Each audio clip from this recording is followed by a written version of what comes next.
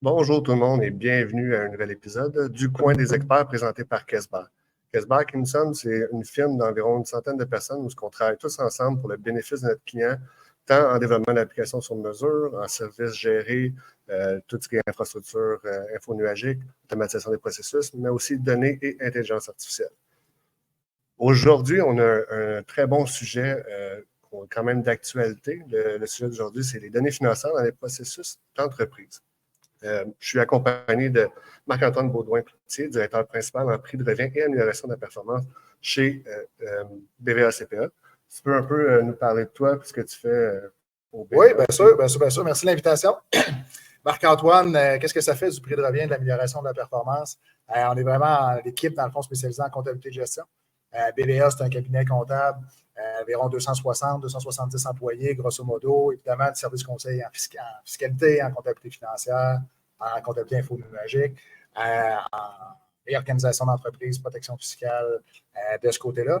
Essentiellement, moi, je suis dans le volet de la comptabilité de gestion, pur et dur. Donc, faire parler les chiffres, intégrer la donnée financière dans les processus de l'organisation.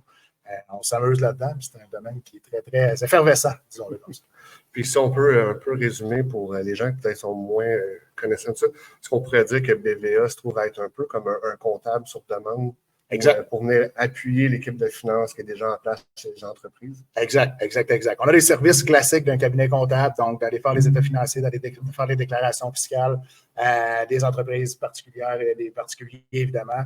Tout ce qui est conseil conventionnel de comptabilité, on est un bureau d'auditeur. Donc, on va aller produire les états financiers, mais oui, on va aller compléter ça avec tout le service, l'accompagnement en termes de support aux décisions, en termes de support à l'investissement, de support au financement, en termes de direction financière. Directement, on a des ressources pour aller supporter nos clients dans ces conseils-là pour opérationnaliser la donnée financière, opérationnaliser, soit la numériser, soit l'automatiser, soit la rendre encore plus digeste pour l'ensemble de l'organisation. Travailler de la donnée financière, parler de BAIA, de couverture de dette, tout ça, c'est de l'expertise comptable est critique et nécessaire à toutes les entreprises. Mais la rendre dans un langage qui est digeste pour un directeur de production, pour un directeur d'ingénierie, pour un directeur des ventes, d'aller comprendre les changements qui se passent dans l'organisation, c'est notre pain et notre beurre. Fait qu'on s'amuse beaucoup là-dedans. Ouais, excellent. Donc, un peu avec l'ère d'aujourd'hui, si on regarde la situation d'aujourd'hui, parce que la donnée devient de plus en plus accessible, les choses sont plus interconnectées. Le côté financier, à l'époque, si on revient de quelques années, là, pas si loin que ça, c'était très, très réservé comme champ d'expertise, mais aussi le champ d'accès, si on peut dire. Ouais. La donnée financière c'est super privé, c'est un certain nombre de personnes, on va dire les personnes sélectes qui avaient accès, puis qui se basaient certaines décisions là-dessus. Puis on peut aussi dire qu'à un certain point, c'était beaucoup plus papier ou dans un, on va dire, coffre-fort de données où c'était très peu accessible. Ouais. Si tu nous parles, mettons, un peu de votre réalité à ce moment-là, puis après ça, on va pouvoir parler de la nouvelle réalité de l'accès à la donnée. Oui, bien, effectivement, avec des boîtes de crayons, des boîtes de souliers avec des factures, on n'en soit presque plus. Je ne dis pas qu'il n'y en a plus du tout, parce que c'est sûr que c'est un milieu qui évolue très, très, très rapidement, mais en même temps qui est très conservateur. Puis il y a des pratiques qui doivent être respectées, qui sont super importantes. Donc oui, la donnée financière est confidentielle et critique, mais super importante qu'elle soit bien contrôlée pour tous les enjeux de cybersécurité, les enjeux de sécurité interne et d'information confidentielle. Mais avec l'automatisation des processus, la donnée financière va se nourrir de plein de nouveaux processus dans le fond dans les organisations. On ne reçoit plus des lettres avec des factures, on ne signe plus tous les chèques. Les factures de nos fournisseurs, de nos clients, ça rentre maintenant par courriel. Mais c'est tous des processus qui s'automatisent de ce côté-là, puis qui viennent s'intégrer dans l'ensemble de l'organisation. Si je fais une soumission pour vendre un produit ou faire un projet avec un langage qui est A, B, C, D, puis ma production, je vais mesurer 1, 2, 3, 4, puis au niveau de la comptabilité, je vais mesurer ça avec des GFH. Je ne serai jamais capable de concilier ce langage-là commun-là. Avec la comptabilité, avec les nouvelles technologies, ça vient s'implanter dans l'ensemble des processus, soit avec un petit logiciel comptable, ben pas un petit, mais un logiciel comptable plus abordable pour de la PME, qu'un grand ERP. Les écosystèmes se communiquent beaucoup plus facilement entre les silos de l'organisation. C'est plus juste un système comptable. Le système comptable s'intègre dans l'ensemble des silos. Oui, si on revient un peu dans le passé, puis ça va avec les logiciels. Il y a eu un temps où on pouvait considérer ça comme une boîte noire d'informations. Ça rentre, ça sort. Bon, on ne sait pas nécessairement le tout, mais comme tu disais, la réalité d'aujourd'hui avec beaucoup plus de systèmes qui peuvent s'interconnecter, tu peux aussi avoir un niveau selon ce que tu as besoin, fait en sorte que tu es quand même extrêmement flexible. Nous, je me rappelle, il y a eu un temps où les premiers développements sur mesure qu'on a fait, c'était pour pallier à des manquements d'un système comptable PME. Parce que aller chercher cette fonctionnalité dans un autre système, c'est comme acheter 100%, mais utiliser juste 20% de ce que tu as besoin. Tandis que là, ils ont acheté quelque chose à 100%, que tu dis à 100%, mais il y avait besoin d'un 10% de plus. Que nous, on est allé développer pour compenser ces éléments-là. Puis c'est un peu, si on remonte de 25 ans environ, là, on avait commencé à faire ça. Puis aujourd'hui, mais ça a amené aussi à cette réalité-là que tu n'as pas nécessairement besoin du gros ERP super cher parce que ça a une fonctionnalité que tu as besoin. Tu peux maintenant aujourd'hui je vais descendre d'un niveau de l'application puis faire des firmes spécialisées où eux vont venir pallier à ces manquements-là, soit en développement sur mesure ou en automatisation de processus ou en intégration d'informations un peu plus avancée, puis faire en sorte que justement la donnée financière est dans le processus d'entreprise et non un à côté qui dit est-ce qu'on fait bien les choses ou pas. Exact. Puis j'en reviens encore un autre des exemples. Là, ils m'en viennent plein en plus de l'ancienne méthode versus la nouvelle. Mais on fait une soumission dans Excel. On gagne la soumission, on a un contrat qui est signé en version PDF. On reçoit le contrat, on a des dates de livraison, on a de l'approvisionnement, on a un inventaire avec un pad papier dans notre entrepôt, puis avec le nombre de pièces qu'on va avoir besoin pour réaliser ce contrat-là ou ce projet-là ou cet équipement-là. Si j'ai un contrat pour vendre de fauteuil, je vais aller voir c'est quoi mes inventaires dans un autre fichier Excel ou sur un pad de papier qu'on va aller mesurer à toutes les semaines, à tous les mois ou une fois au trimestre ou une fois par année. On va lancer un bon de travail avec une autre plateforme dans l'usine pour faire la fabrication. J'avais des temps standards, je les utilise pas. Mes gars sont payés avec un autre système de paye. Mes gars, mes filles, mes employés. Fait que, c'est toutes des données qui, pour le comptable, sont critiques pour avoir la bonne information de gestion. J'en ai d'autres exemples où c'était une compagnie qui faisait un certain niveau de fabrication, puis ils prenaient la matière première pour produire un nouveau produit. Ouais. Puis c'était tout fait par papier. Les feuilles de production étaient faites par papier. Puis après ça, il y avait quelqu'un à sa pause, prenait les papiers, allait porter ça à ce qu'elle appelait la maison de comptabilité. Tous les gens de comptabilité étaient là. Mais ça donnait que la personne qui gérait l'inventaire était dans la même bâtisse pour justement, après ça, passer les papiers au niveau des gens en dessous pour ajuster les différents systèmes, mais aussi voir le temps de travail, ces éléments-là. Donc, c'est l'ancienne manière de faire parce que c'était pas interconnecté. On a des tonnes d'exemples aussi. Ouais. Moi, ce que je trouve intéressant avec ce qui s'en vient, c'est maintenant que la donnée est beaucoup plus digitalisée, si on peut dire ça comme ça, et que c'est démocratiser les accès, puisque avec des éléments de cybersécurité qui sont arrivés, on a commencé à porter des yeux sur l'accès aux données. Il reste que, même si une donnée financière est considérée confidentielle, il y a quand même une manière de faire pour pouvoir travailler avec. Ce qui fait que quand tu commences à regarder ça, tu viens d'élargir beaucoup plus ton potentiel de décision quand tu regardes, par exemple, à l'amélioration tant de ton processus de fabrication ou ton processus d'affaires général. Donc, dans les processus aujourd'hui, tu peux intégrer la donnée financière pour mesurer ta rentabilité, faire les simulations déjà avant même de commencer. Pour moi, ça doit être quelque chose d'assez régulier dans le cas de prix de revient. Assurément. Dès que là, on peut embarquer dans un autre volet avec la donnée financière qui évolue à un certain rythme. Mais l'évolution de la production, l'évolution des processus manufacturiers, ça évolue beaucoup plus rapidement que le débit crédit, que les conventions comptables de ce côté-là. C'est correct, mais quand on change un processus manufacturier, ça change beaucoup de choses au niveau financier. Ça change notre approvisionnement, ça va changer nos inventaires, ça va changer le volume d'inventaire qu'on a besoin, ça va aller changer la margination, ça va aller changer la valeur de nos produits en cours, ça va aller changer la valeur de nos produits finis.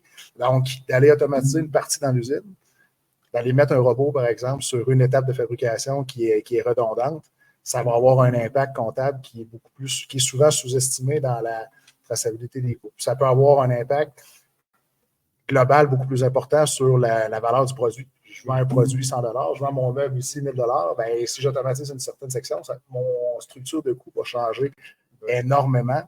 Donc, juste ce volet-là, on pourrait partir sur une discussion très, très élaborée. En fait, on pourrait avancer là-dessus parce que il y a quelques semaines, on a fait un webinaire avec les affaires sur l'automatisation de processus, le ROI, l'impact humain. On voulait montrer qu'à un certain point, l'automatisation, c'est pas juste un ROI, il y a aussi l'impact humain. Mais dans le ROI, on a amené un concept de une nouvelle manière, pas une nouvelle manière, on va dire, intégrer des éléments de plus dans le calcul ROI parce que typiquement, avant, c'est combien de temps ça me prend, combien ça me coûte, puis ça va être, c'est quoi mon gain que je vais avoir, purement financier, monétaire. Mais aujourd'hui, on regarde, l'exemple qu'on donnait, c'était l'automatisation, l'optimisation d'une cellule de production. Mettons, dans un processus manufacturier, d'avoir un système qui est quand même assez intelligent pour prendre des décisions ou au moins orienter le directeur de production pour de dire, bon, ça me coûte tant quand je change de matière première. Donc, OK, on va essayer de déclencher toute cette partie-là. Après ça, on va de l'avant avec ça.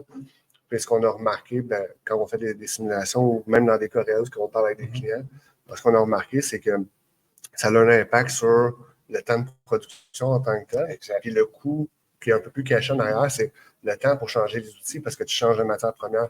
C'est par exemple, des fois, tu vas couper un matériel qui est plus mou que l'autre, fait qu'il faut que tu changes ta scie pour ne pas l'endommager parce que tu essaies de couper quelque chose de dur avec une scie molle, on va dire. Exact. Fait que tous ces coûts-là ne sont pas nécessairement tout le temps calculés. Puis là, on tient ça en compte. Quand tu fais de l'optimisation de ton processus pour passer à la matière première de manière adéquate, tu réduis ce temps-là, fait que ton prix de revient est amélioré, est impacté. Mais aussi, le fait, c'est que tu minimises les erreurs potentielles. Quand je parle d'erreurs potentielles, c'est, par exemple, l'opérateur doit changer la lame de scie, mais il oublie de faire une calibration. Bon, là, la scie coupe un peu plus lentement ou un peu plus croche. Fait que là, tu as un autre impact. Puis aussi, c'est une perspective humaine. La personne qui passe moins de temps à changer d'outil puis sent qu'elle est plus performante à produire des choses au lieu d'être tout le temps en train de changer les choses, fait en sorte qu'elle est probablement plus heureuse de faire son travail. Puis cette personne-là devient plus proactive ou productive aussi à la fois. Donc, si elle voit des éléments d'amélioration dans son travail, elle va pas être portée à en parler parce qu'elle a un sentiment d'appartenance, de participer beaucoup plus à l'efficience d'entreprise ou au gain que l'entreprise pourra avoir. Donc, créer ce goût-là de développer l'amélioration continue, c'est une des bases du prix de revient. Quand on fait du prix de revient, avant ça, on faisait du prix de revient, c'est quoi la quantité de matière première, c'est quoi la quantité de main-d'œuvre directe, puis Pierre puis Denis, ça va leur prendre combien de temps à fabriquer ça, puis on va partir avec ça. Ça va nous donner une bonne idée, puis ça fait du sens. Tu parlais de tous les coûts indirects, les temps de setup, les temps de changement, l'automatisation, le robot, c'est rendu tout. C'est plus du temps homme, c'est rendu du temps machine. On va les compter en nombre de trous. La machine, le robot utilise un espace dans l'usine, consomme l'électricité, consomme du chauffage, consomme la bâtisse, consomme une proportion de l'hypothèque, consomme une proportion des intérêts, consomme une proportion de l'ensemble des opérations. On a des coûts d'entretien pour entretenir ce robot-là. On a Jacques et Pierre qui sont à maintenance, qui doivent faire des entretiens là-dessus à toutes les semaines, à tous les mois pour graisser, pour huiler, puis il y a des frais, des frais variables, des frais généraux de fabrication que plus qu'on l'utilise, plus qu'on va en consommer. Bien, c'est des coûts qui sont tous indirects. Puis dans le langage financier standard, dans le débit crédit d'un comptable, dans son bureau de comptable, d'un directeur financier, on va le voir dans les chartes de compte. D'avoir cette information dans les chartes de compte, dans l'état des résultats, ça va être très pertinent pour aller mesurer le risque et la rentabilité au niveau financier. Ça va être le langage que le banquier va vouloir voir, que l'investisseur va vouloir voir, que le créancier va vouloir comprendre de est-ce que j'ai la liquidité pour rembourser mes engagements, c'est quoi la marge de profit que je fais, c'est quoi mon BAYA, mon bénéfice en intérêt à impôt, amortissement pour aller valoriser mon entreprise. Ça, c'est le langage financier. Quand on tombe en comptabilité de gestion, on va tomber beaucoup plus dans la compréhension de nos frais imputables, nos frais directs, nos frais variables, nos frais fixes, nos frais variables. Oh, c'est complètement différent. J'ai un robot avec une grosse structure de frais fixes, ça me prend du volume. Il faut que j'aille le volume nécessaire. Ou si j'ai prévu utiliser mon robot 2000 heures, finalement, je l'utilise 200 heures. Mon robot que j'amortis 1 million par année sur 200 heures, c'est pas le même coût du tout qu'un robot que je vais rouler 2500, 2600 heures. Là, ma structure de coût devient complètement différente par la nature des coûts fixes, des coûts variables, des coûts imputables et non imputables. Dans une balance de vérification au niveau comptable, c'est dur d'aller comprendre ça, puis d'être capable d'avoir ce langage-là pour l'amener sur un plancher d'usine. À chaque fois que je roule ma machine, elle devrait me coûter 150 pièces à l'heure. Si je chauffe 5 minutes ou 10 minutes sur 150 pièces à l'heure, je viens de sauver 15 pièces. Ça devient stimulant pour quelqu'un qui est sur le plancher. On va aller sauver 50 pièces aujourd'hui, puis ça devient un langage qui est beaucoup plus accessible qu'un langage de compte de grand livre, puis je vais aller sauver 15 dans mon compte 52, 54, 25, 2. Ça va être difficile de l'apporter sur le plancher. Ouais. C'est pour ça qu'il y a aussi, quand que nous, on rentre dans une entreprise pour automatiser des processus, on va souvent aller chercher des gens clés qui peuvent faire un peu cette traduction-là des points, mais souvent, nous, on veut déjà le faire en avance à certains points. Parce que des fois, des choses que les gens ne voient pas, c'est les processus administratifs ou ceux qui sont en support à la production. C'est ceux qu'on ne voit pas nécessairement dans le produit fini. Si je prends ma tasse, je ne vois pas nécessairement la personne à l'administration qui a fait les payes. Je ne vois pas nécessairement la personne qui a fait l'entrée de commande, ces choses-là. Donc, nous, des fois, quand on veut mesurer aussi le client nous dit combien de temps ça me prendrait pour retrouver ce montant-là, on va aller mesurer aussi les temps de ces gens-là. Ouais. Mais par-dessus ça, ce qu'on va calculer aussi, c'est la valeur ajoutée que la personne va amener après ça. Si on prend des exemples, là, je parlais d'un cas où ça touche directement la production, mais dans un cas où ça ne touche pas du tout la production, par exemple, d'application de politique interne d'administration quelconque, ça n'a pas nécessairement un lien avec le produit direct, mais ça a un lien avec on doit rouler la business. Ouais. La personne qui fait une tâche X qui n'est pas à une valeur ajoutée à l'entreprise, on retire cette tâche X-là, puis on lui redonne une valeur ajoutée. Le gain qui est ici fait en sorte que ta machine à 150$ de l'heure, puis qu'on t'en parlait tantôt, ben, c'est rendu différent. Comment on peut la rendre plus productive? Parce que vu qu'on a sauvé des coûts avant, ben après ça, on peut faire soit plus d'innovation dans le mode de production. Puis, tu sais, des fois, pour donner un exemple aux gens qui écoutent, souvent, c'est au niveau des analystes financiers. Les gens d'analyse financière, avant l'intelligence d'affaires comme on la connaît aujourd'hui, c'était beaucoup de je vais chercher des rapports, je les ramène ensemble, je roule des logiques, des macros, je fais des graphiques. Ça pouvait prendre la moitié de la semaine juste à faire ça pour les rapports. Imagine quand tu arrivais à la fin de mois, à la fin du quart, c'était plus long. Dans un contexte où on est en intelligence d'affaires puis que les données sont pratiquement mises à jour à tous les jours, la personne qui faisait 3 à 4 jours de, on va dire, data crunching fait maintenant de l'analyse financière et de la recommandation stratégique. Exact. Quand tu regardes ça d'une perspective de prix de revient ou valeur d'entreprise, valeur ajoutée à l'entreprise, c'est un gain significatif parce que tu as quelqu'un qui prend le temps de regarder tes finances en termes de production ou en termes de la valeur qu'on produit et prend le temps de regarder les petits éléments puis faire des recommandations d'amélioration au lieu d'être plus en mode réactif, on essaie d'être en mode prédictif, de dire je peux analyser le marché, j'ai le temps d'analyser le marché, j'ai les données, j'ai pas besoin de faire tous les rapports qu'on a à faire, tout est automatisé avec l'intelligence d'affaires et les tableaux de bord. C'est un gain significatif pour l'entreprise de manière générale. Puis souvent, ces éléments-là, on l'oublie dans des calculs pour dire ben, oui, de l'investissement d'automatiser ça, mais aussi en termes de valeur comptable, il y a plein d'éléments cachés là-dedans. Alors, définitivement. Tu sais, c'est pas l'ensemble des données. On peut avoir, tu sais, il y a des millions, des milliards de données qu'on peut enregistrer, là, mais d'aller cibler les bonnes. Quand on fait du prix de revient, souvent, on va aller travailler beaucoup avec des bases d'imputation, par exemple, des nombres d'heures machines, des nombres d'heures robots, des nombres de trous, des nombres de pieds linéaires de soudure, des nombres de pouces, peu importe. On va aller utiliser le langage qu'on utilise quand on fait une soumission, quand on va aller gérer le plancher pour aller valoriser, pour aller faire l'allocation de nos coûts, mais d'aller préciser ou automatiser ces données-là qui sont critiques. Par exemple, mes heures par département. Uniquement cette donnée-là, dans un atelier de soudure, j'ai de l'assemblage, j'ai de la découpe. Ben, j'ai de la soudure, j'ai de la découpe, de l'assemblage, puis la finition. De bien aller segmenter ces données-là qui sont critiques, qui sont des données d'opération, mais qui ont énormément de pouvoir à aller faire l'allocation des coûts pour aller comprendre qu'est-ce qui s'est passé, dans le fond, sur le plancher d'opération.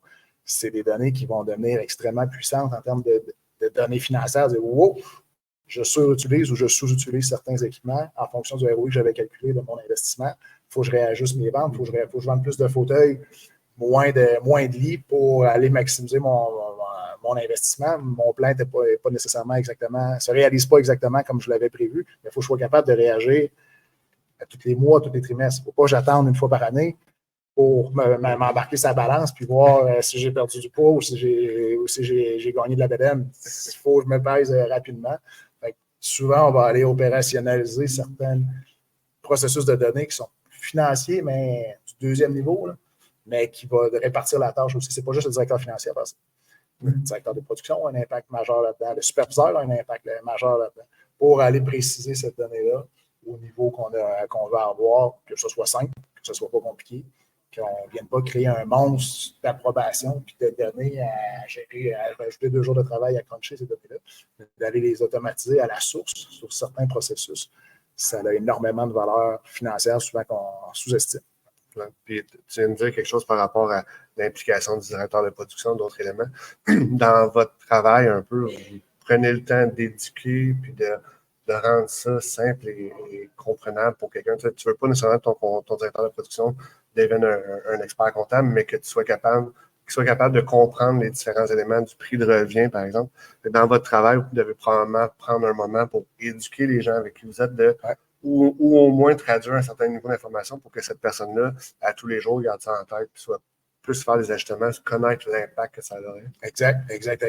Là, j'ai pris un exemple de production. Des fois, c'est avec l'ingénierie, avec l'équipe de dessin. Ils vont aller dessiner des pièces, ils vont aller dessiner des designs, ils vont aller dessiner des meubles, ils vont aller dessiner le fauteuil. Je vais créer un nouveau produit. L'équipe d'ingénierie, je vais aller acheter ça, ce produit-là va être plus rentable, il coûte moins cher.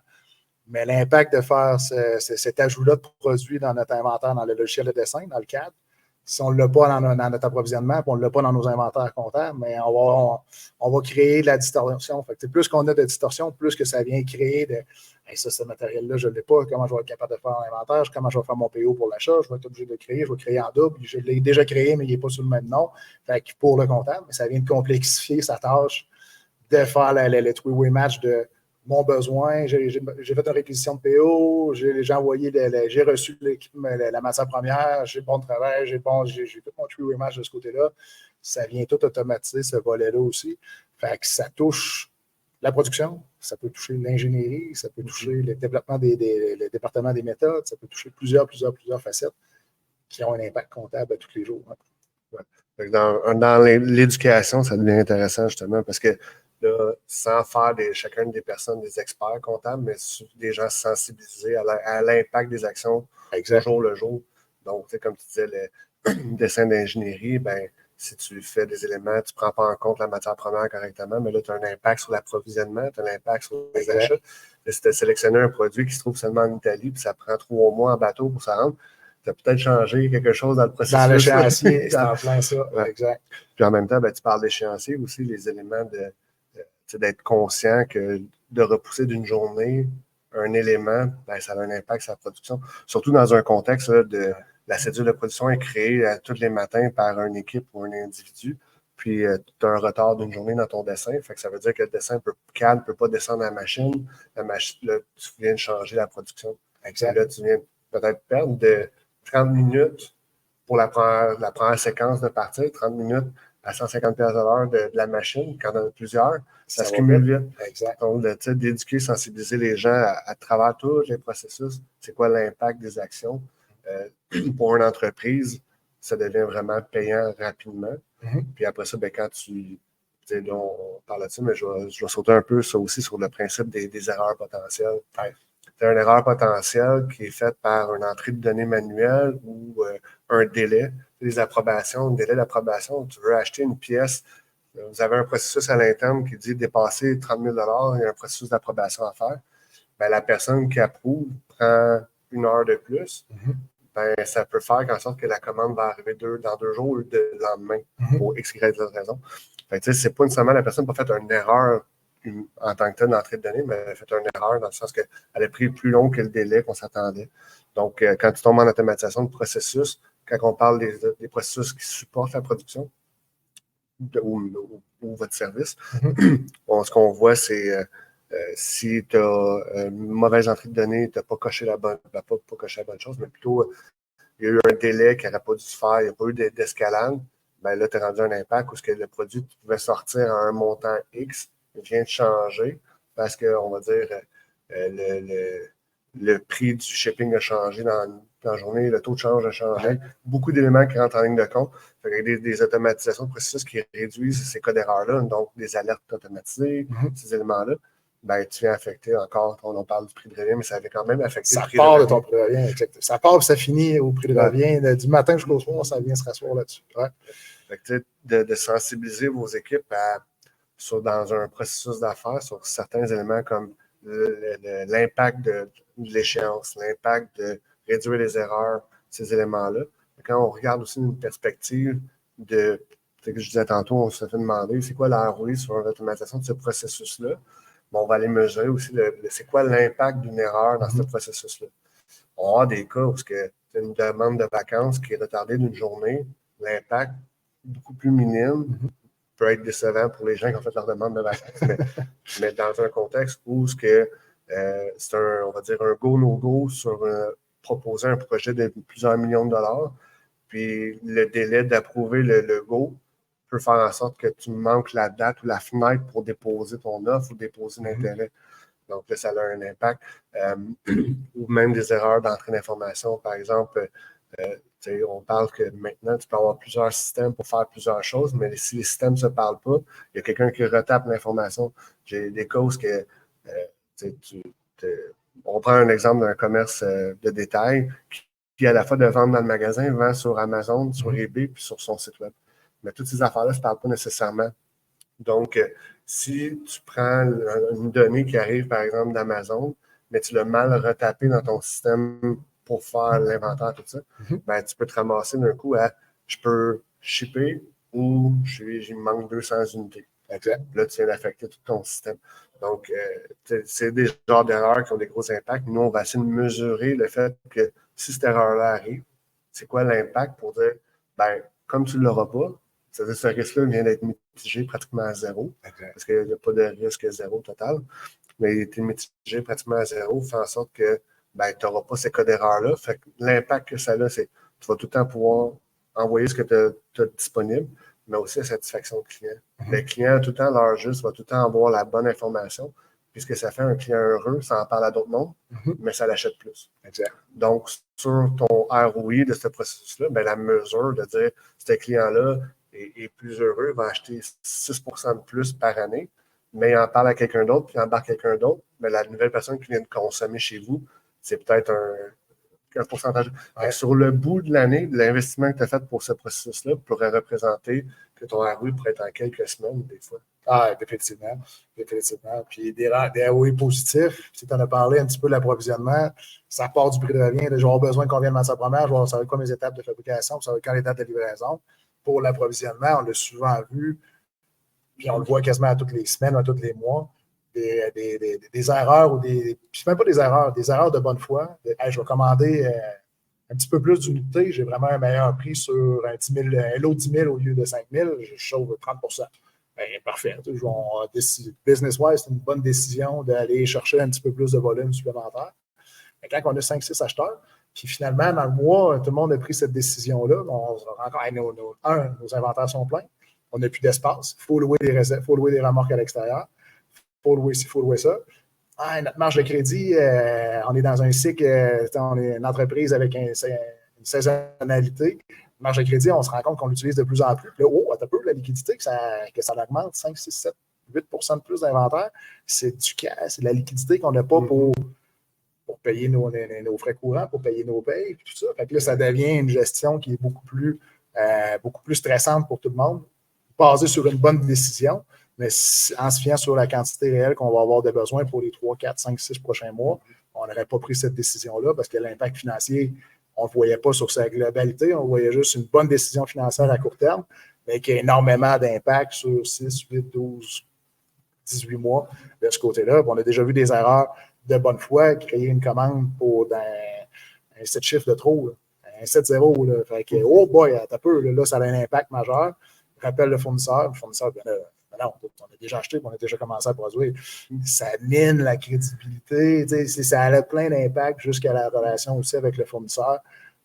On essaie souvent d'aller négocier des escomptes, des prix, des délais de paiement, tout ça, puis on rappelle le lendemain, on dit ouais, by the way, la dernière commande, je me suis trompé. C'est pas le fun pour personne. Fait que ça a des impacts souvent impersonnels ou des impacts sur le lien de confiance et la crédibilité, soit avec nos clients ou soit avec nos fournisseurs de ce côté-là, qui sont assez importants. Ouais, puis, un des éléments, c'est quand tu éduques les gens à comprendre l'impact des décisions qu'ils prennent, tant que c'est une bonne décision. Comme on dit, tu sauves. Si au bout de ligne, tu sauves, ça veut dire que ton produit est plus rentable, ton prix de revient devient meilleur, tous ces éléments-là.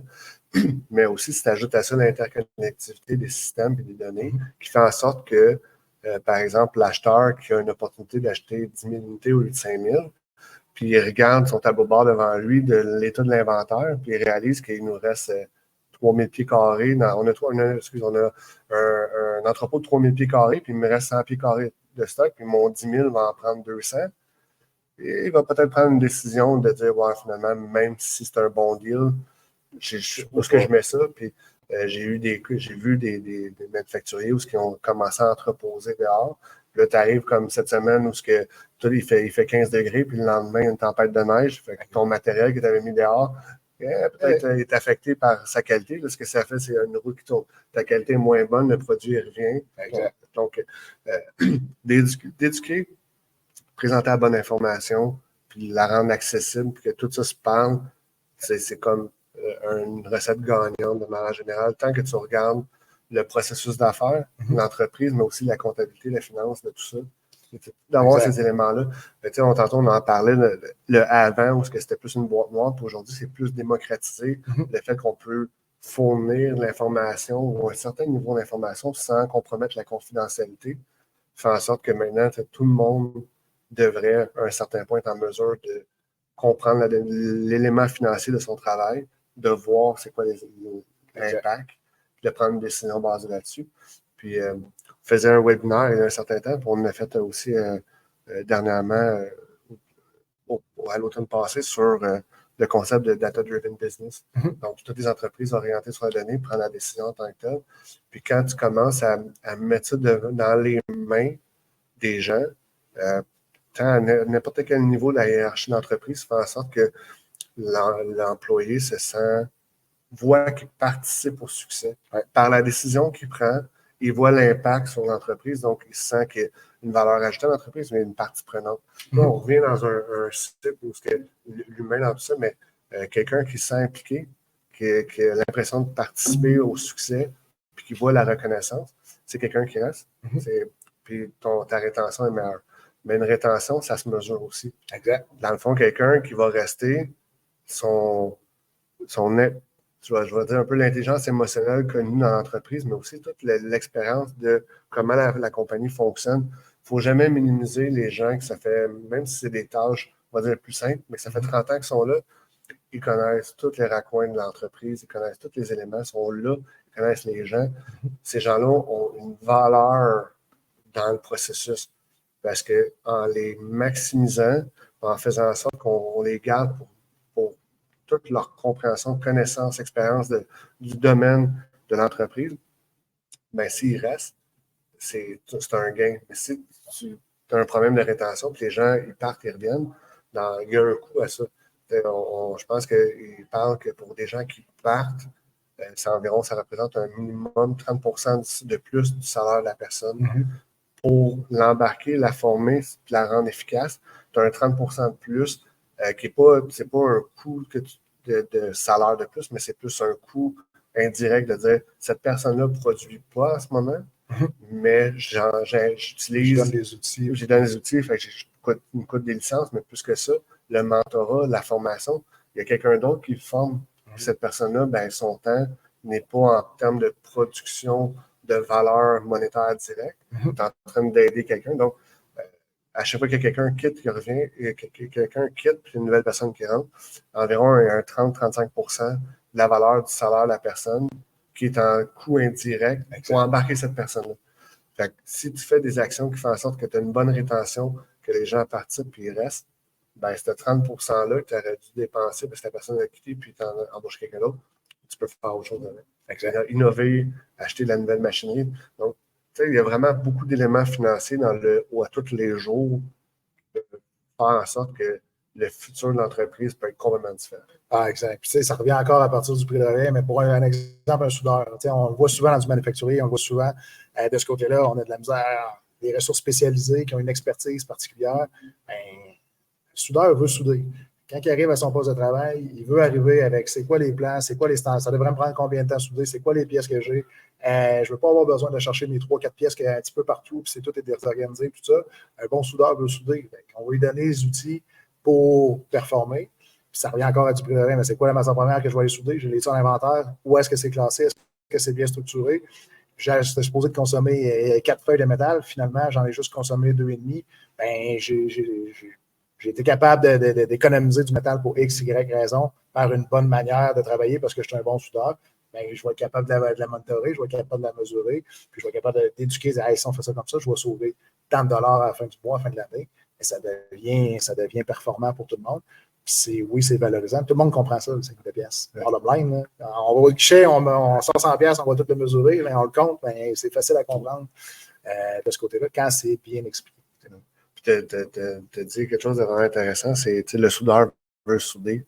Les gens métier, ils veulent faire leur métier. Exact. Puis un des impacts qu'on peut mesurer, c'est dans l'automatisation de processus, pas nécessairement manufacturier, mais processus de manière générale, les gens, ce qu'ils n'aiment pas, c'est les tâches qui ne sont pas de métier. Quelqu'un, mettons dans le contexte de comptabilité, tu ne veux pas passer ton temps à aller justement ouvrir la boîte de souliers avec les factures puis chercher dedans. Non, ce que tu veux faire, c'est de retrouver la meilleure manière de faire les affaires pour réduire le coût, maximiser le prix de revient, maximiser les éléments. Tu veux faire ton travail de métier. Fait que toutes les actions qu'on prend en termes de automatisation de processus ou comment on fait les choses dans l'entreprise, si on garde dans la tête qu'on enlève les éléments non métiers, ça a un impact majeur sur les gens en métier, sont plus heureux. Puis peut-être l'exemple du soudeur qui devrait chercher une pièce parce qu'elle est plus loin, ben s'il voit quelque chose, la pièce qu'il a besoin, c'est pas nécessairement celle qu'il va prendre. Parce que l'autre est dans l'inventaire et elle n'a pas été sortie parce que ça n'a pas été prêt. Ben, il va peut-être prendre la pièce qui est à côté, qui n'est pas la bonne nécessairement, mais il va faire le travail avec. Mais cette pièce-là est à quelqu'un d'autre, l'autre poste. Fait que là, tu viens de créer une loupe d'erreurs potentielles qui vient d'augmenter tout. Puis là, ton inventaire débalance ton processus mettons, imagine que tu as des éléments parce qu'il faut que tu fasses un suivi sur le matériel utilisé. Fait que les numéros de série ne fitent pas. Là, c'est en mode exagéré, mais reste que c'est quand même des éléments comme ça. Quand que des gens métiers ne peuvent pas faire leur métier, des fois, ce qui va arriver, c'est un risque d'erreur qui peut arriver ou une insatisfaction. Puis quelqu'un de son processus métier qui est insatisfait, ben là, c'est l'humain en tant que tel insatisfait, peut quitter, peut être moins efficace, pas de manière volontaire, mais plus par on va dire, le manque d'intérêt ou le manque de stimulation de faire son travail. Exact. Puis ça s'applique exactement aussi à tous les processus administratifs. T'sais, recevoir des factures, ouvrir l'enveloppe et la pitonner dans le système, ça se fait encore, mais de moins en moins. Maintenant, on reçoit les factures par courriel, ça va rentrer dans des banques de courriel, ça va être dossier. La facture va déjà être toute le PO, la date, la quantité.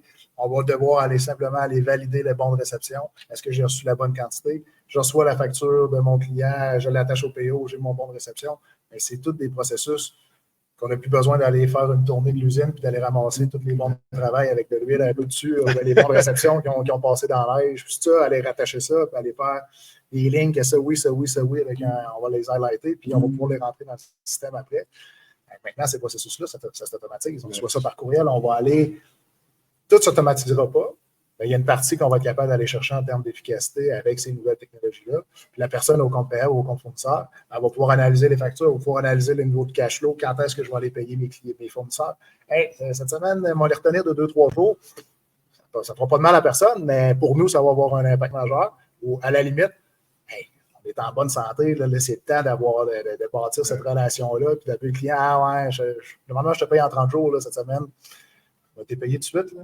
Puis dans 2-3 semaines, on risque d'avoir des grosses commandes. Rappelle-toi de ça quand je vais commander. Ben, on va bâtir cette relation-là. Fait que, c'est du win-win. Oh, la personne aux achats, ça devient pas mal plus intéressant de travailler dans ce moment-là, de sauver une journée de pitonnage pour négocier puis prendre des décisions d'affaires. Ça devient vraiment intéressant. Ouais, puis tu parlais des OCR. Pour ceux qui ne comprennent pas OCR, c'est un principe de lire de la documentation puis d'interpréter ce qui est écrit. Fait que, par exemple, un fichier PDF, on le passe dans une machine, puis ça va dire, ben ça, ici, c'est le numéro de commande, ici, c'est la liste de produits, ces éléments-là. Mais juste pour aller là-dessus, aujourd'hui, nous, beaucoup de clients nous approchent parce que les points principaux, c'est les comptes payables, c'est quelque chose. Surtout dans le manufacturier, des centaines, tu sais, quand tu as une centaine de fournisseurs pour différents éléments, puis tu reçois une centaine de factures, puis là, selon c'est quelle unité d'affaires, c'est pas nécessairement le même courriel. On a des cas où on a fait justement on écoute les boîtes courriels, puis on sait qu'est-ce qui est une facture à payer. On la prend, on lit le fichier, on interprète l'information, puis quand on a un doute sur est-ce qu'on a lu la bonne information, on élève une erreur. Puis cette erreur-là est envoyée à quelqu'un, puis on dit ce fichier-là, on ne sait pas trop quoi faire avec. Puis dans une première version, la personne va pouvoir aller retaper manuellement, mais dans une version plus loin, la personne qui reçoit l'information peut éduquer le système. Donc, un peu les principes de l'intelligence artificielle, c'est je vais éduquer le système de dire ce modèle de facture-là, de ce fournisseur-là, le numéro de commande, il est là, puis le prix, il est là, puis la liste des produits, c'est là. Puis la personne, mais la prochaine fois que ça s'en vient, bon, le système va dire hey, j'ai interprété ça, c'est-tu encore vrai? Puis là, la personne va dire oui. Maintenant, le système est automatisé. Donc, l'importance aussi dans des traitements d'informations comme ça, c'est d'avoir des systèmes d'erreur. Si un cas qui n'est pas fonctionnel, il faut que quelqu'un soit averti. Donc, ça soit juste mis de côté. Dans certains cas, nous, on met des systèmes d'erreur en place. On informe la personne responsable de tout ça, puis en même temps, soit selon les technologies qui sont en place, mais si je prends l'exemple de SharePoint, nous, on va mettre dans la liste SharePoint, on va mettre c'est quoi l'information, c'était quoi l'erreur, le document, c'est lequel. Donc, la personne va dans cette page-là, voit l'information, puis peut prendre déjà une décision. Le fichier est là, pas besoin d'aller le trouver ailleurs, fait le travail qu'il a à faire. Donc, c'est vraiment tous des petits points, là, mais c'est la réalité d'aujourd'hui, comme je dis, de retaper l'information. On ne le voit pas beaucoup, mais maintenant, ça arrive en tonnes de courriels. Puis des fois, tu as des gens qui font quasiment juste ça. Au lieu de faire des achats stratégiques, ils font juste remettre leurs factures qu'ils reçoivent de leurs fournisseurs. Donc là, ça revient encore un peu à l'impact sur la globalité de l'entreprise, prix de revient, rentabilité, ces éléments-là. Exact. C'est souvent des postes, aussi dans les processus comme ça, plus administratifs ou comptables, que soit c'est dur d'aller recruter, ou il y a de moins en moins de personnes qui veulent le faire aussi, ce travail-là. Il y a des départs à la retraite, on a des équipes qui ont énormément d'expertise sur la relation client, comme tu parlais tantôt, des soutiens administratifs qui ont une étroite relation avec les fournisseurs, puis ils connaissent tout le monde par le nom, puis tu sais exactement à qui appeler au bon moment dans tes fournisseurs. Puis ça, c'est extrêmement précieux. Mais sur 8 personnes, il y en a une ou deux qui vont partir à la retraite, ou 3 4 qui vont partir à la retraite dans les 3 prochaines années. C'est une question de temps. Il faut aller maximiser ce transfert-là de connaissances. Puis pour maximiser ce transfert-là de connaissances, il faut les libérer parce qu'on n'a plus le temps de le faire. Il faut aller automatiser la partie qu'on est capable de faire pour être capable de partager ces connaissances-là.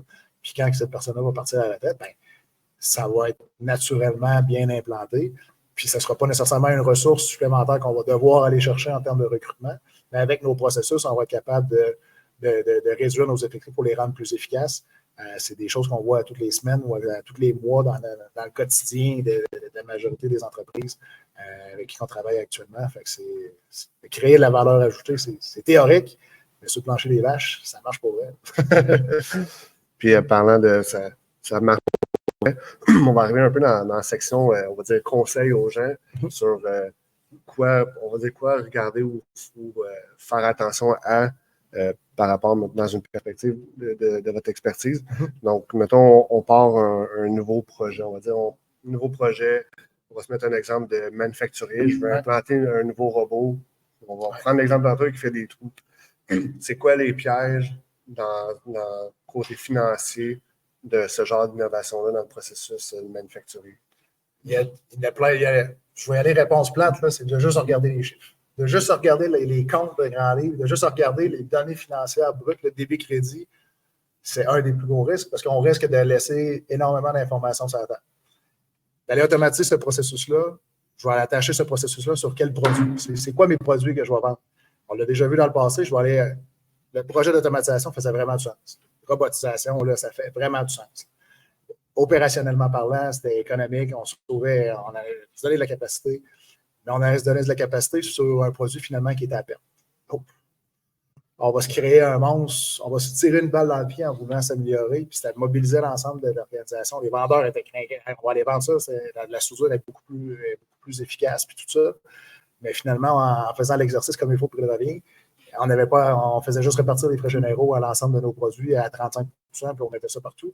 Et ce produit-là consommait le 3/4 de la bâtisse, consommait toutes les ressources, tous les frais indirects. On a investi dans un produit qui était à perte. D'aller attacher comme il faut l'information du changement, pas uniquement de la charte de compte, mais sur la rentabilité du produit avec tous ces coûts complets, ces coûts indirects, les impacts que ça va avoir sur les autres départements. Je vais aller automatiser cette section aussi. Ça va-tu me coûter plus cher l'assemblage ou ça va me coûter moins cher l'assemblage? Oh, ben là, je viens d'aller chercher énormément d'informations sur mon produit que je suis en train de fabriquer. Je vais aller réduire d'autres activités que je n'aurais pas nécessairement calculées si j'avais uniquement regardé ma charte de compte en termes de main-d'œuvre, de matière première, de qualité, puis mes différents postes de grand livre. Il faut aller ouvrir le scope. Il faut ouvrir le livre au niveau du prix de revient là-dessus pour être capable d'aller simuler et dire, oh, à tel volume, là, je vais être rentable. À tel volume d'opération de mon robot, ça me prend 2500 heures pour le rouler. 2500 heures, ça veut dire combien de produits? Ben, d'aller opérationnaliser cette donnée-là, il faut être capable d'ouvrir le livre des processus, oui, financiers, des comptes de grands livres, mais des processus de provisionnement, processus de planification, d'opération dans l'usine. Ça va changer notre manière de planifier l'usine. Il faut être capable de le gérer. Ça va changer notre ingénierie, ça va changer les étapes de fabrication. Il faut être capable de l'attacher rapidement. Si on n'a pas l'information aujourd'hui, il faut être capable de l'avoir rapidement. Il ne faut pas se faire un projet de 3, 4, 5 ans pour aller chercher cette information-là. La décision d'investissement va déjà être passée. Plus qu'on est structuré de la bonne manière en partant pour aller faire ces simulations-là, plus que ça devient facile d'avoir une vision globale, dans le fond, de l'organisation et du projet, puis d'expliquer ces changements-là aussi à l'organisation. C'est un beau projet d'ingénierie, mais ça va changer comment on va aller communiquer sur le plancher. Bien, on a choisi d'investir dans tel robot pour tel produit parce que c'est le produit qui est en bon sens. Puis nos vendeurs vont aller vendre ce produit-là parce que c'est plus rentable, puis ça va nous générer plus de bénéfices pour investir. Ben, là, c'est un langage qui devient pas mal plus facile à expliquer, puis à mesurer par la suite aussi. Parce que quand on fait un prix de revient, quand on va travailler sur le bon ou le bon travail, ça devient un micro-état des résultats. On est capable d'aller voir, notre investissement, on a-tu pris la bonne décision à tous les mois? D'aller mesurer nos écarts de coûts, nos écarts de volume, ça vient de créer cet écosystème-là qui vient pas juste partir le projet le jour zéro, puis on ne regarde plus le budget qu'on a fait pendant 6 mois une fois que le robot est parti. Ça vient mettre de la pérennité. Puis souvent, on se trompe dans nos prévisions et dans nos objectifs de gestion de projet. Il y a tout le temps des marges d'erreur, puis on se trompe. L'important, c'est de ne pas trop se tromper longtemps, puis de réagir rapidement. Quand on va regarder l'impact du coût de revient dans sa globalité sur l'ensemble des processus, ça devient facile d'aller trouver où est-ce qu'on s'est trompé puis d'aller corriger le tir le plus rapidement possible pour être performant. On dit souvent, là, ce qui nous prenait un mois à cette heure, il faut que ça nous prenne une semaine max, puis une semaine, il faut que ça nous prenne une journée ou une heure à peu près. Le ratio est rendu à cette vitesse-là. Il faut qu'il ait structuré des informations de la bonne manière, sans nécessairement être complexe. Il y a juste bien à l'attacher les principaux processus clés souvent qui partent du coloré, ça fait vraiment du sens.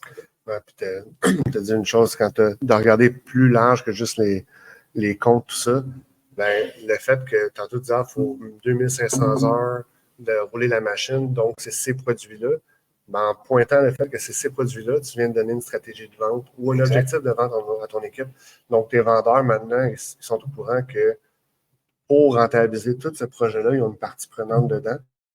Cette partie prenante-là, c'est on doit vendre tant d'unités de celle-là, tant d'unités de celle-là. Puis une fois qu'on a vendu ça, on rentabilise 100% de notre initiative. Donc, on a besoin de vous. Donc, en ayant ces éléments-là, tu viens d'impliquer des gens qui, normalement, on va dire dans un concept plus fermé, n'auraient pas été impliqués, n'auraient pas été mis au courant. Puis là, ils arrivent, on ne fait pas les objectifs, on a un problème avec notre nouvelle ligne manufacturière qu'on a faite. OK, mais pourquoi on n'a pas vendu assez de ça? Ouais, mais ce n'était pas dans nos objectifs ou notre stratégie globale en tant d'équipe de vente. Donc, l'effet de dire on regarde plus large que seulement la comptabilité pure, ben là, tu mets tout le monde à contribution.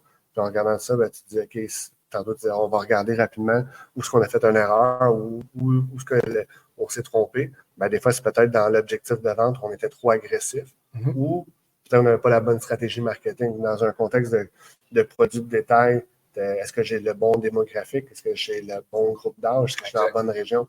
Dans un contexte un peu plus entreprise en entreprise, ben, c'est peut-être que tu dois aller renouveler ta clientèle. Tu dois aller faut aller te promener dans les parcs industriels pour aller voir ce qui se passe, puis comprendre, puis essayer de ramener tes éléments que tu produis.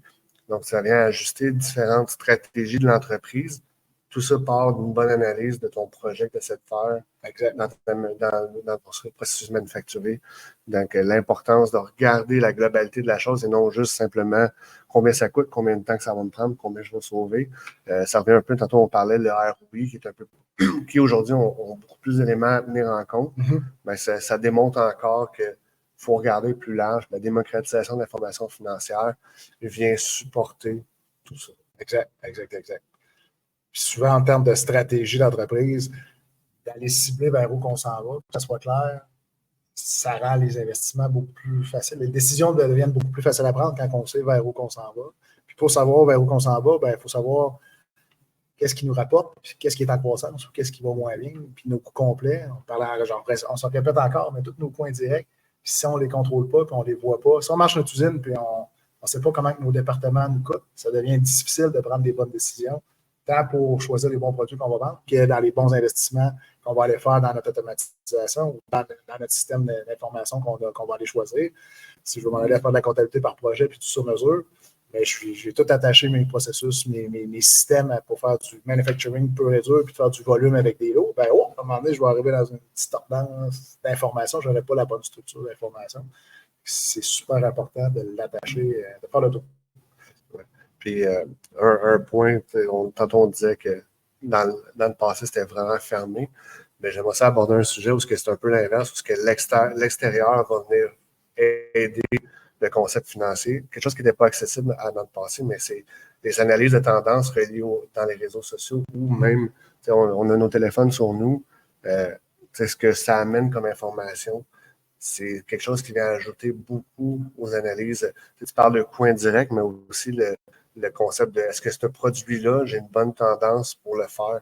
Quand je vais prendre une décision que je vais accélérer mon processus manufacturier, mon amélioration manufacturière, je veux dire, je suis prêt à mettre le double du prix pour que ça se fasse en 3 mois au lieu de 9, parce que j'ai fait une analyse de ce qui se passe, les tendances qui s'en viennent. Donc, une analyse des différents réseaux sociaux, des analyses de Statistique Canada, par exemple, qui amènent de, c'est quoi ça peut être un peu farfelu, mais les groupes d'âge puis la grosseur des groupes d'âge dans certaines régions au Québec, on dit dans le concept de commerce de détail, si tu ajustes tes éléments pour bien adapter à ces éléments d'information-là de tendance de consommation, là, tu peux prendre une décision complètement différente de dire je pensais que le produit A, là, je vais donner un exemple un peu farfelu, mais ça va donner comme l'impression, compagnie qui fabrique des vélos, j'ai un vélo rouge, j'ai un vélo jaune, j'ai un vélo bleu, puis avec une analyse de tendance, ça dit que, les prochaines années, la couleur, ça va être le jaune.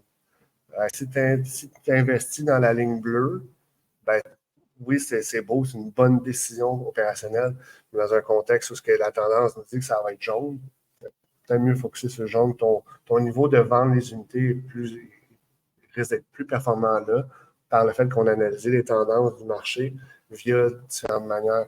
Il y a les réseaux sociaux, tant les LinkedIn, Facebook, X, YouTube, même les analyses que Statistique Canada ou les différents regroupements aussi au niveau du Québec font. Ils font des analyses de c'est quoi le marché, c'est quoi la population. Il y a une mine d'or d'informations là-dedans. Puis, la donnée extérieure qui rentre dans l'entreprise vient aussi affecter les décisions que tu peux prendre sur ton amélioration de processus manufacturier. Définitivement. Puis, le dernier, il y a un point que je n'avais pas abordé encore dans la question que tu m'avais posée tantôt sur les pièges, de se baser uniquement sur les données du passé. Oui, comptablement parlant, on va toujours regarder dans le rétroviseur en arrière parce que c'est une donnée qui est solide, qui est fiable. On sait tel jour, tel montant, tel compte, on est en contrôle de cette donnée-là. Quand on fait du ROI, il faut se mettre dans le danger de regarder par en avant. Dans la majorité, pas la majorité, mais dans la plupart des mandats qu'on fait actuellement, les données du passé, le modèle d'affaires change tellement vite, les clients changent tellement rapidement, les exigences, il faut tellement réagir rapidement que notre photo, notre rétroviseur, là, on sait déjà que le chemin va déjà ressembler à d'autres choses par en avant. On voit la chaussée qui va changer. On a de l'asphalte, on a de la gravelle, il faut aller s'adapter vraiment rapidement. Il faut être capable de regarder les données par en avant, puis de se donner confiance pour avoir confiance en ces données-là. C'est plus juste comptablement parlant, on regarde dans le rétroviseur, il faut regarder quasiment 3 jours de temps dans le pare-brise en avant, puis une journée de temps en temps. Ah, OK, on est correct, parfait, on continue. La donnée financière, culturellement, c'est juste fait pour être regardé par l'arrière. C'est un changement de culture souvent qui est super, qui est challengeant personnellement pour les comptables. Ouais, puis, à ton point, on vient de vivre la pandémie les dernières années, ça a changé tellement de choses, ça a changé les méthodes de consommation, comment les gens consomment aussi, pas juste comment je l'achète, mais comment je le consomme, cette information-là. Ça peut être des produits, ça peut être des services, beaucoup plus de plateformes en ligne. Ça a vraiment changé. Puis ce qu'on voit dans le futur, c'est que cette tendance-là continue à changer sur une base régulière. Par exemple, quelque chose que tu peux attendre de l'avoir, ben, tu vas prendre l'acheter en ligne, le magasiner, mais si tu en as besoin là, tu ne vas pas regarder en ligne, tu vas directement aller au magasin. Mais dans le passé, c'est tout le monde allait au magasin, on n'achetait pas en ligne, on ne faisait pas seulement totalement confiance. Tu avais les plus jeunes qui ont l'habitude d'acheter sur Amazon, ces choses-là. Mais rendu à acheter sur Amazon, c'est tous les groupes d'âge maintenant le font. Anciennement, on va dire les plus vieux, eux, allaient au magasin, peu importe. Puis le prix, c'était pas un problème. Mais là, c'était plus une question de la facilité que ça arrive chez nous, surtout avec les concepts d'entrepôt à distance, parce que le lendemain, tu peux l'avoir. Ben, des fois, cette journée-là a peu d'impact. Dans d'autres cas, faut l'avoir, il faut aller chercher. Donc, les méthodes de consommation, les tendances de consommation ont changé. J'ai l'exemple. Cette semaine, j'ai 3 filles, 3 jeunes enfants. On magasine des petits souliers pour la danse, des petits souliers de ballerine pour la grande, tout ça. Puis c'est un exemple là, que tu peux pas. Ma mère, elle voulait donner ça à ma fille, puis la parente. Elle a fait, je pense, 8 magasins. Pas capable de trouver des souliers. Elle arrive, elle a pris 3 heures dans l'après-midi, faire la tournée. Elle a acheté plein d'autres choses pour le route, évidemment, mais finalement, ça a fini que, OK, j'étais dans l'entrée, on passe sur le piton, on commande, le lendemain matin, c'est arrivé. L'écart de 33 heures de temps, et ma mère, elle adore aller à la magasine en ligne, tout ça, mais le réflexe de cette rapidité-là, puis le produit qu'on a eu, c'était exactement ce qu'on voulait, ça n'arrêtera plus. Là, on ne reviendra pas en arrière. Il y a plein de choses qui vont évoluer, mais cette tangente-là, il faut se préparer. Dans 3 ans, dans 4 ans, ça va être quoi? Ça va continuer de s'accélérer. Ça va aller vite. Ouais. Intéressant. Puis ça, un peu un dernier point pour finir. Puis on a commencé là, avec de regarder en avant, mais y a-t-il quelque chose qu'on voit en avant de nous dans le concept financier, comptable, qui s'en vient? Peu importe ce que ça pourrait être les méthodes de travail ou justement la disponibilité des données, mais c'est qu'est-ce qui s'en vient devant nous si on veut comme prévoir pour les différentes personnes qui nous écoutent, leur équipe de finance comptabilité. Est-ce qu'on voit quelque chose qui s'en vient devant nous dans les prochaines années? Rapidement, là, comme on en parlait, l'automatisation des processus, des processus courants, gestion des comptes payables, gestion des comptes à recevoir, conciliation bancaire, tous ces processus-là mécaniques, ça s'accélère, ça s'est déjà accéléré, puis on a déjà passé le point de non-retour. Qu'est-ce qui s'en vient beaucoup? C'est justement opérationnaliser cette donnée financière-là. Croiser la donnée financière avec la donnée des opérations pour la partager puis automatiser ces processus-là. Aller attacher soumission, approvisionnement, production, ingénierie, marketing, recherche et développement, santé et sécurité, production. Aller attacher ces processus-là. Avant, les ERP, c'était des silos, c'était des modules qu'on implantait, puis c'était un module après l'autre. Là, maintenant, tout s'interconnecte ensemble. Tout est attaché. Je fais une soumission, je suis capable en un clic, avec mon bon de travail est fermé, de savoir j'avais soumissionné combien de temps, telle matière première, j'ai un écart de coût, un écart de volume, un écart de quantité. Tout s'attache de ce côté-là. Il faut qu'au niveau financier, on suive cette vitesse-là. Si on est réfractaire au changement au niveau financier, on arrive, la situation est trop tard. Il faut se mettre dans un projet d'ingénierie.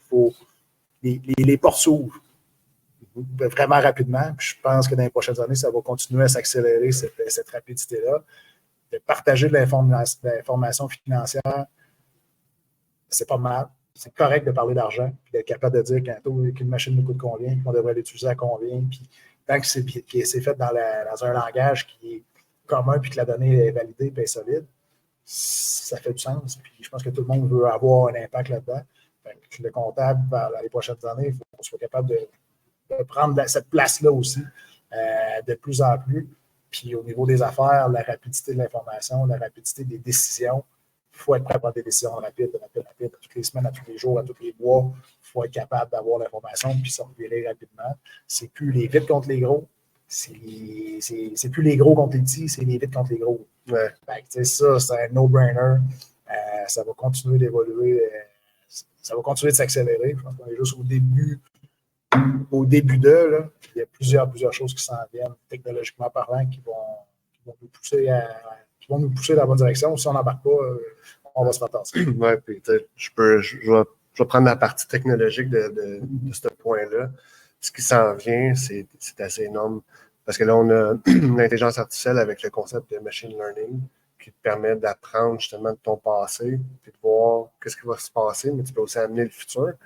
Mais il y a aussi le fait qu'il y a beaucoup d'outils, comme on prend OpenAI avec ChatGPT, tous les autres qui s'en viennent, ça devient des outils, c'est comme ton assistant personnel à un certain point, où ça vient t'aider à faire des choses mieux.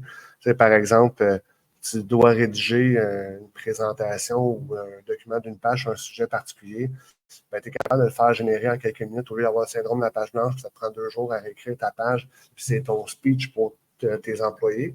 Ça s'en vient. Mais je pense que qu'est-ce qui est le plus important qui s'en vient, c'est comment ces outils-là, pour faciliter un processus d'affaires ou le day-to-day de quelqu'un, devient extrêmement important. Parce que ces outils-là qui vont rentrer en place, c'est pour amener une valeur ajoutée aux gens. C'est pas. Il y a beaucoup de gens qui ont peur parce que ça va remplacer les emplois. Non.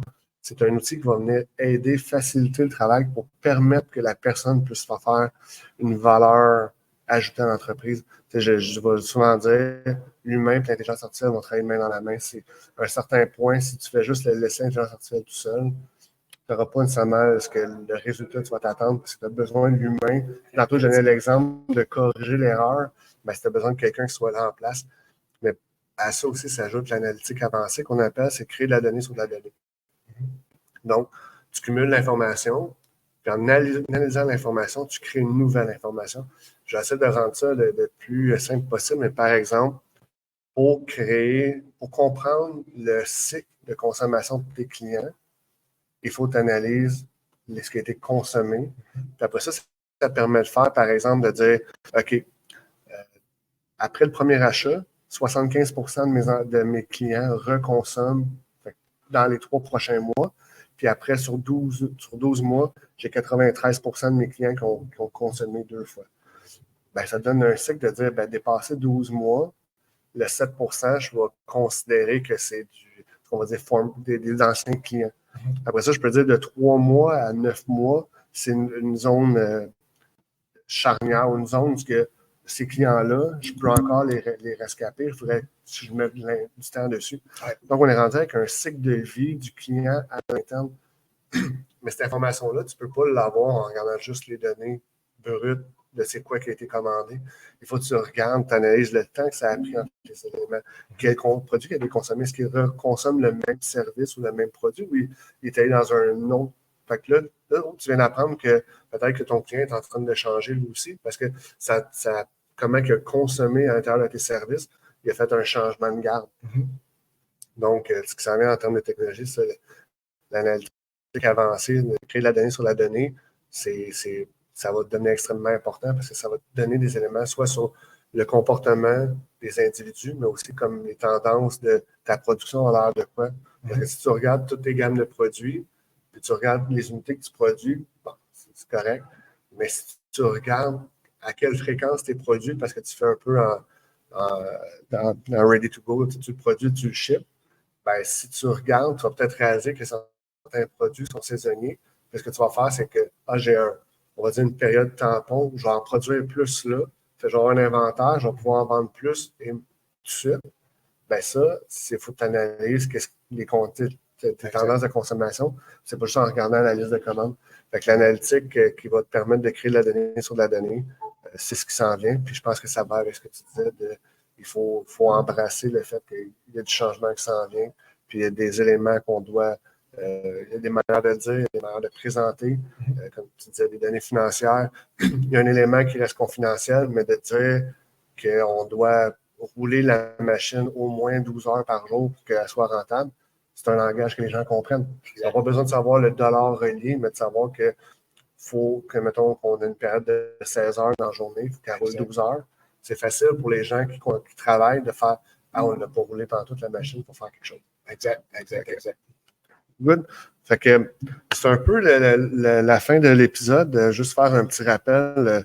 Dans le fond, on parlait des données financières dans les processus d'entreprise. On a mis de l'avant l'importance de bien comprendre la donnée financière, mais qu'elle est impactée partout, dans tous les différents processus, les différentes équipes, les différents niveaux de l'entreprise. Et de tout le temps tenir en compte que c'est là. Chaque décision elle va avoir un impact sur le prix de revient, mais ta rentabilité de produit, projet, ces éléments-là. Donc, toujours tenir compte, données financières, processus d'affaires, ça va main dans la main. Puis, c'est maintenant un peu partout. On tente de démocratiser l'information. Il reste que certains éléments doivent rester confidentiels. On ne peut pas se le cacher. Mais avec aujourd'hui, les manières d'accéder, la granularité des accès permet en sorte qu'on peut fournir de l'information à des équipes d'analyse puis être capable de redonner un résultat sans connaître tous les petits éléments de confidentialité. Si vous avez des questions, technologie ou l'automatisation des processus d'affaires dans le day-to-day, vous pouvez nous contacter à info@kesber.com.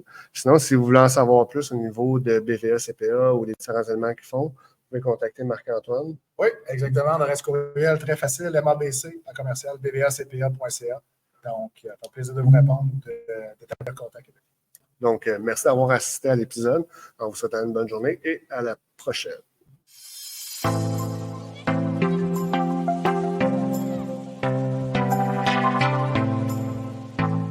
Merci d'avoir assisté à cette soirée inoubliable. Si vous souhaitez poursuivre la conversation et approfondir les sujets discutés, retrouvez-nous sur nos réseaux sociaux. Suivez Kesber sur LinkedIn, Instagram et Facebook pour rester à jour avec les dernières nouvelles du domaine des TI. Vous voulez réécouter un épisode ou en découvrir d'autres? Rendez-vous sur notre site web kesber.com et explorez notre section Le Coin des Experts. Et n'oubliez pas, nous vous préparons pour bientôt un nouvel épisode du podcast.